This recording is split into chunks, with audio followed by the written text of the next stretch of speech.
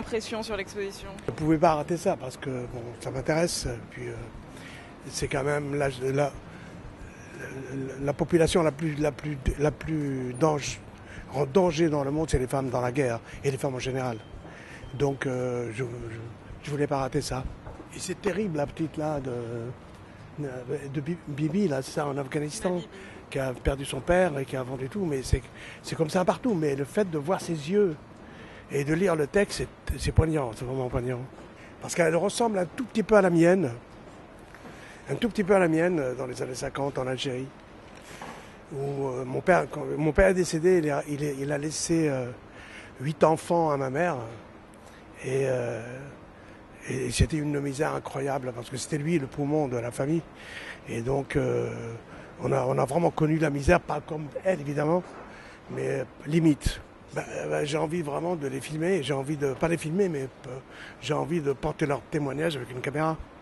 J'ai envie de colporter ce qu'elles ont vécu avec une caméra. Évidemment, avec la collaboration des droits de l'homme ou de la Croix-Rouge ou Amnesty International, que je connais très bien. It's very powerful. I think that so much of war is presented from a male perspective that often it's easy to forget how it affects women. Mm-hmm. And when women are part of the equation, I think that politics start to change. And so I think it's very powerful. Quelle est l'histoire des 11? Est-ce qu'il y en a une qui vous a particulièrement interpellé? Je les trouve toutes très, très éprouvantes et elles soulignent vraiment la misère de la guerre et des conflits entre les peuples. Et vraiment, c'est un côté, à l'approche des fêtes de Noël qui me bouscule profondément. Qu'est-ce que vous pensez de l'expo? Elle est magnifique, hein, parce que bon, moi, comme je fais beaucoup de photos, aussitôt qu'il y a une expo photo, je viens voir. Et puis c'est très intéressant parce qu'on n'a pas l'habitude de s'intéresser à ce genre de reportage. But you speak English. I speak English. That's great. Perfect. Is there a story of one of the women that you specifically noticed?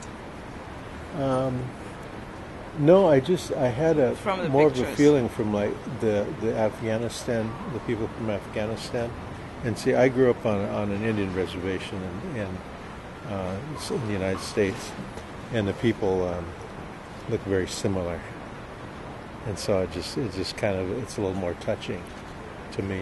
Yeah. I'm Native American.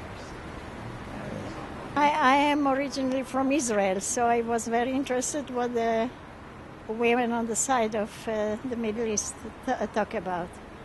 True, there are difficult times for them and for the Israelis as well. There are many, many Israeli young women that their husbands are prisoners or not known even where they disappeared. And so we have to hope for a better future, for the best. Okay? Thank you very much. Thank you. J'ai vu l'exposition par hasard quand je me promène dans Paris et j'ai voulu tout de suite venir la regarder parce que moi je m'occupe de bénévolat, de volontariat en Italie et je m'intéresse les thèmes et je pense que c'est une belle exposition, je l'aimais, il y a un très beau livre pour regarder des photos en plus et je suis heureux d'avoir vu l'exposition.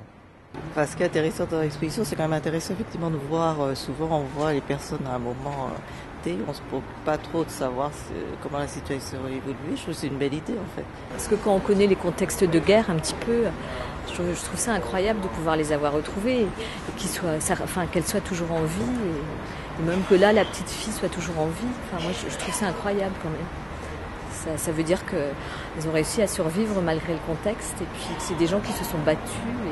C'est ça que je trouve incroyable.